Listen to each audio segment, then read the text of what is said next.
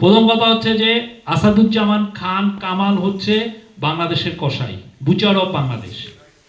বাংলাদেশে যেই ছোট ছোট বাচ্চা ছেলে মেয়েদেরকে, স্টুডেন্টদেরকে, শ্রমিকদেরকে, রিক্সাওয়ালাকে যে একদম নির্দয়ভাবে খুন করা হয়েছে, তার অন্যতম বুচার হচ্ছেন উনি।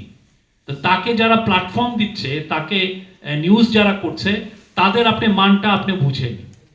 এটা একটা ইন্টারন্যাশনাল এটা একটা বড় রকমের একটা প্রোপাগান্ডা ক্যাম্পেইন।